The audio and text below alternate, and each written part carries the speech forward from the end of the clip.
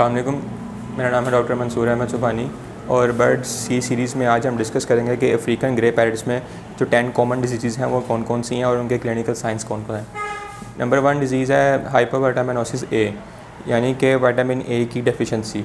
African grey parrots में ये बड़ा कॉमन इशू आता है कि अगर हम उसको सिर्फ एक चीज़ स्पेसिफिक किस्म की डाइट पे उसको रेयर कर रहे हैं, जैसे कि आप सिर्फ ग्रे पैरट को सिर्फ फ्रूट्स पे रेयर कर रहे हैं, या ग्रे पैरट को सिर्फ वेजिटेबल्स पे रेयर कर रहे हैं, या ग्रे पैरट्स को सिर्फ आप सीड्स पे या ड्राई फ्रूट पे रेयर कर रहे हैं, तो इसमें ये कंडीशन आती है कि फिर उस ग्रे पैरट में विटामिन ए की डेफिशिएंसी हो जाती है, जिसकी वजह से उसको रेस्पिरेटरी इशू आते हैं, साइनोसाइटिस, सांस लेने में मसला आता है।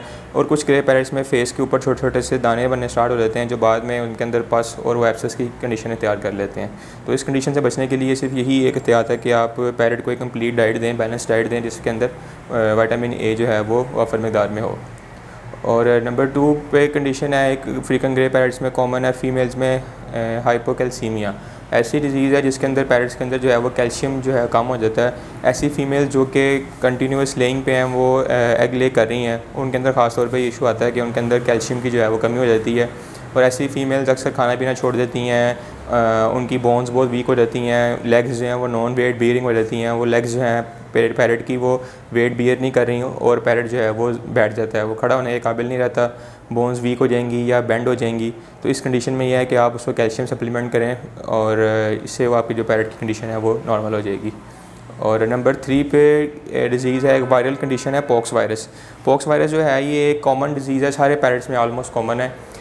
पॉक्स वायरस की निशानी यही है कि उनके फेस पे, लेग्स पे, ऐसे एरियाज़ जहाँ पे फैदर्स नहीं है पैरट के, वहाँ पे छोटे छोटे पस्यूल दाने से बनने स्टार्ट हो जाते हैं, कस्टी सिलियंस बननी स्टार्ट हो जाती हैं। ये पॉक्स वायरस की बड़ी टिपिकल निशानी है कि ऐसी एरियाज़ पैरट के जहाँ पे फैदर्स नहीं हैं, जैसे कि लेग्स हो गए, बीक होगी, फेस हो गया, तो उस एरिया से पस्यूल्स बनने स्टार्ट हो जाते हैं। उस पर बर्ड डिप्रेशन में चला जाता है, खाना पीना छोड़ देता है, फीवर होता है, और ये बड़ी कंटेजियस भी है, दूसरे सारे पैरट्स को आपको स्प्रेड कर सकती है। तो इस कंडीशन को भी अवॉइड करने के लिए सिर्फ सपोर्टिव ट्रीटमेंट हम स्टार्ट करते हैं, क्योंकि वायरस का कोई स्पेसिफिक ट्रीटमेंट नहीं होता। तो इस कंडीशन से बचने के लिए भी बेहतर यही है कि आप हाइजीन को बेहतर करें, अपने केजेस को साफ़ सुथरा रखें, बर्ड्स को साफ़ सुथरा रखें, अपने रूम को साफ़ सुथरा रखें जहाँ पे आपने पैरट्स रखे हुए हैं, तो आप इस कंडीशन से आ जाओ वो बच सकते हैं। नंबर 4 पे कंडीशन है पेचिकोस डिजीज़, जिसे वायरल कंडीशन है, हर्पीज़ वायरस की वजह से होती है, या जिसे इन्फेक्शियस हेपेटाइटिस भी कहते हैं। इसमें पैरट का लीवर फेल हो जाता है, पैरट डिप्रेशन में जाएगा, खाना पीना छोड़ देगा, ऑफिड हो जाएगा, फीवर होगा उसका लीवर कंप्रोमाइज़ हो जाएगा। तो ये भी वायरल कंडीशन है, बर्ड टू बर्ड स्प्रेड करती है, एरोसेल इसकी ट्रांसमिशन है, यानी कि हवा के ज़रिए एक इन्फेक्टेड बर्ड से दूसरे बर्ड पे ट्रांसफ़र होती है। और इसकी भी प्रिवेंशन ही है, ट्रीटमेंट कोई नहीं है कि आप अपने बर्ड्स को जो है वो उसकी बायोसिक्योरिटी बहुत अच्छी रखें, कि मतलब कि हर किसी पर्सन को मतलब एक्सेस ना हो आपकी केजेस की, कि बाहर से आने वाला हर बंदा या किसी दूसरे फार्म से आया है या दूसरी एवरी से आया है, तो आपकी एवरी में एंटर हो रहा है, हो सकता है कि वो बाहर से इस इन्फेक्शन को कैरी करके लाया हो और आपकी एवरी में भी इन्फेक्शन आ जाए। तो ऐसी चीज़ों को रिस्ट्रिक्ट करें। दूसरा, अपनी हाइजीन को बेहतर रखें, सफाई अच्छी रखें, डिसइंफेक्ट करते रहें अपने केजेस को, रूम्स को, इससे आप इस कंडीशन से बच सकते हैं। और लेकिन इसका कोई स्पेसिफिक ट्रीटमेंट नहीं, सपोर्टिव ट्रीटमेंट है। फीवर हो गया तो फीवर की मेडिसिन, डायरिया हो गया डायरिया की मेडिसिन, लीवर की मेडिसिन, तो कोई स्पेसिफिक ट्रीटमेंट नहीं है इसका। एक कंडीशन है सिरको वायरस, जिसे आम ज़बान में सिटाकस बीक एंड फैदर डिजीज़ या BFD कहते हैं। इस कंडीशन में होता है कि बर्ड्स के जो फैदर लॉस स्टार्ट हो जाता है, बर्ड के फैदर जो है वो खुद ब खुद गिरने स्टार्ट हो जाते हैं, और ऐसे एरिया से भी बर्ड के फैदर गिरने स्टार्ट हो जाते हैं जहाँ पे उसकी चोंच नहीं पहुँच रही। आम कंडीशन पे होता है कि बर्ड की बैक से या उसके विंग से फैदर ड्रॉप हो रहे हैं, तो वो हम ऐसे समझते हैं कि बर्ड खुद अपने फैदर्स को निकाल रहा है, अपनी चोंच से निकाल रहा है। लेकिन ऐसे एरियाज़ जहाँ पे उसकी चोंच नहीं पहुँच सकती, जैसे कि बिलो दी नेक के नीचे उसकी चोंच नहीं पहुँच सकती, वहाँ से भी उसके बाल गिरना स्टार्ट हो जाएँ, तो ये अभी बीक एंड फैदर डिजीज़ की कंडीशन हो सकती है। ये इसमें बीक तो इतनी इफेक्ट नहीं होती, लेकिन इसके नाम के अंदर आता है बीक एंड फैदर डिजीज़।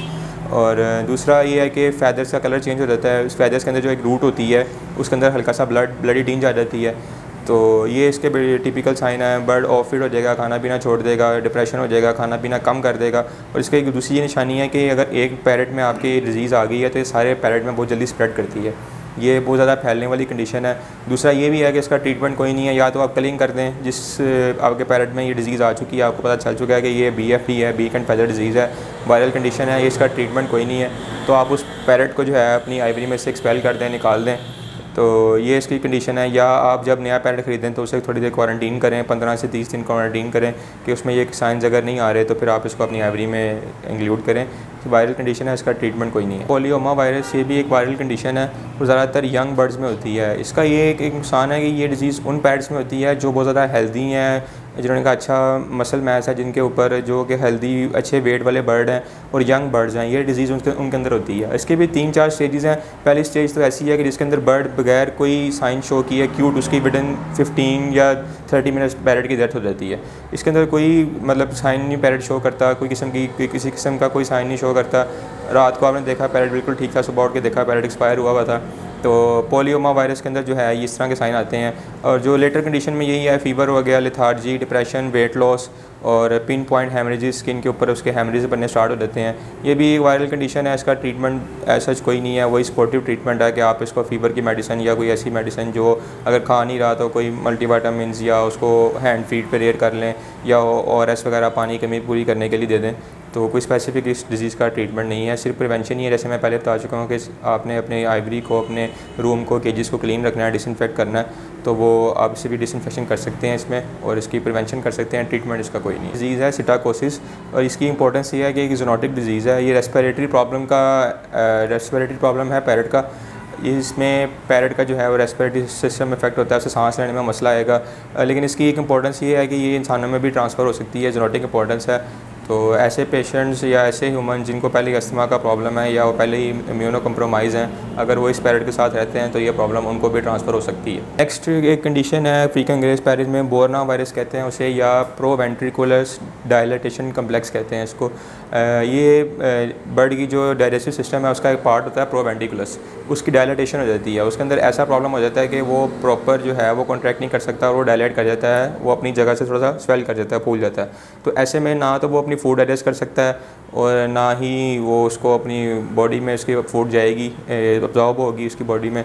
और वैसे ही वो अनडाइजेस्टेड फूड जो है, सीड्स ख़ास तौर पे, वो या तो अपनी फीसिस में अपनी ड्रॉपिंग्स में निकालेगा या वॉमिट करके उसको वैसे ही निकाल देगा। तो बड़ा टिपिकल साइन है इसका ये बोरना वायरस का।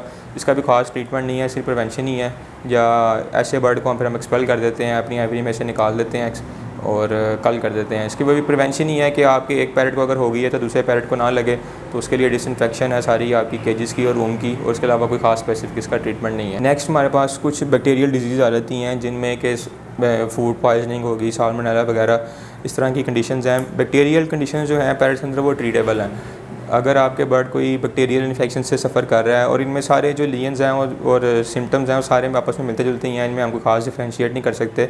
या तो बर्ड को डायरिया लग जाएगा, लूज मोशन लग जाएंगे, या बर्ड वॉमिट करेगा, वेट लॉस हो जाएगा, डिप्रेशन, खाना पीना छोड़ देगा, फीवर, इस तरह की कंडीशन आएंगी। अगर तो एंटीबायोटिक से कवर हो रहा है तो मतलब बैक्टीरियल इन्फेक्शन है और ये ट्रीटेबल है। और लाइक फूड पॉइजनिंग है, अगर कोई उसने ऐसी चीज़ खा ली है जो कि पहले ही ख़राब हो चुकी थी, ऐसी फूड जो कि रोटन हो चुकी थी वो उसने खा ली है, तो उस वजह से उसको ये डायरिया या वॉमिट लग गई है, तो वो कंडीशन जो है वो एंटीबायोटिक से ट्रीटेबल है। और लेकिन या कोशिश यही करें कि आप जो है फ़ीड जो पैरेट को बिल्कुल फ्रेश दें, वो किसी किस्म की ख़राब फीड ना हो। तो इस तरह की कंडीशंस, इस तरह की आप अडेप्टिव मेजर्स करके आप अपने पैरेट को इस कंडीशन से बचा सकते हैं। नेक्स्ट पे आ जाती हैं कुछ फंगल डिजीज़ हैं एक दो, वो भी अफ्रीकन ग्रे में बहुत कॉमन है, ख़ास तौर पे न्यू नेट्स में जो छोटे बच्चे हैं या सब अडल्ट हैं उनके अंदर कॉमन होती है। इसे कहते हैं क्रॉप स्टेसिस, जिनका कहते हैं आम ज़बान में कहते हैं पोटा रोग। तो वो भी एक फंगल कंडीशन है, कैंडिडिया अल्बिकेंस की वजह से होती है। तो ये अगर फूड में कोई फंगस है या एरोसोल फंगस कोई कैच कर ली है बर्ड ने, या उसके केज के अंदर कोई ऐसी ड्रॉपिंग्स थी जिन पे फंगस लगी हुई थी, या कोई ऐसी फूड नीचे गिरी हुई जिसपे फंगस लगी, पैरेट ने वो खा ली, तो उसकी वजह से भी है कि वो बर्ड के पोटे का और मुंह का इन्फेक्शन हो जाता है, फंगस इन्फेक्शन। ये इन्फेक्शन भी ट्रीटेबल है, इसमें हम एंटी फंगल्स देते हैं पैरेट को, तो वो पैरेट जो है उससे रिकवर कर जाता है। एक बड़ा टिपिकल साइन ये है कि या एक तो पैरेट का पोटा रुक जाता है, वो पोटा स्वेल हो जाता है, वो खाने को डाइजेस्ट नहीं कर सकता। दूसरा एक साइन ये होता है कि पैरेट जो है वो वॉमिट करना स्टार्ट कर देता है, अपनी जो भी उसने फीड हम उसको करवाते हैं या फीड खाता है वो उसको थ्रू आउट कर देता है। तो इसकी भी कंडीशन ट्रीटेबल है, इसको भी हम एंटी फंगल से ट्रीट कर सकते हैं। नेक्स्ट एक और भी कंडीशन, वो भी फंगल ही है, एस्परजिलोसिस। ये भी पैरेट के, अफ्रीकन ग्रे पैरेट के सांस का मसला इसमें होता है। कि पैरेट ने जो है वो फंगल स्पोर या तो एनवायरनमेंट से इनहेल कर लिया है, या कोई केज से, या किसी फूड पे फंगस लगी हुई थी, या फूड जो केज में नीचे गिर चुकी थी है उसमें क्लीन नहीं किया गया, उस पर फंगस लग गई, या कोई ऐसा पैरेट जो इससे पहले इन्फेक्टेड था उसकी ड्रॉपिंग्स में से, उसकी बीठों में से इसने इनहेल कर ली या इसको खा लिया, तो वो ये जो फंगस है फिर वो उसके लंग्स में से या एयर सैक में जाके ग्रो करती है और ये फंगल इन्फेक्शन स्टार्ट हो जाता है। इसको रेस्पिरेटरी प्रॉब्लम आना शुरू हो जाते हैं ग्रे पैरेट को। तो इसमें भी इसका ट्रीटमेंट यही है कि हम इसको एंटी फंगस पे शिफ्ट करते हैं, तो उसका ट्रीटमेंट चलता है 7 दिन या 5 दिन चलता है, तो उसके बाद वो पैरेट जो है वो रिकवरी की तरफ चला जाता है। ये चंद कॉमन डिजीज़ थी। और उसके बाद प्रिवेंशन के लिए यही है कि आप जो है अपने वायरल कंडीशन से मोस्टली यही सिर्फ प्रिवेंशन है, उसका ट्रीटमेंट कोई नहीं है।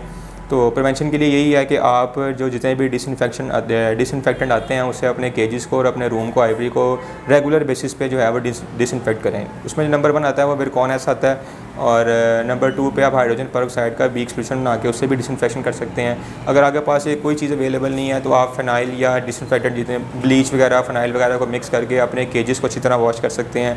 अगर आपको लगता है कि अभी मेरे आइवरी में या मेरे स्टॉक में कोई प्रॉब्लम आ गया है तो आप अपने केजेस को, रूम को, बर्तन जो हैं पैरेट्स के, फोमाइट्स, जितनी भी यूटेंसिल्स हैं, जितने भी उसके बर्ड के रिलेटेड कोई भी चीज़ है, कोई टॉयज़ हैं, कोई उनके वो स्विंग्स हैं, उन सब को अच्छी तरह डिसइंफेक्ट करें डिसइंफेक्शन से। तो इससे आप जो है वो अपनी डिजीज़ को प्रिवेंट कर सकते हैं और अपने पैरेट्स को जो है वो आप इनसे बचा सकते हैं। होप सो आपको ये वीडियो काफ़ी इन्फॉर्मेटिव लगी होगी। इससे मुतालिक आपका कोई भी क्वेश्चन हो या आप किसी भी टॉपिक पे मज़ीद इन्फॉर्मेशन चाहते हो तो प्लीज़ आप हमें कमेंट सेक्शन में ज़रूर मेंशन कीजिएगा। Thank you very much. अल्लाह हाफ़िज़।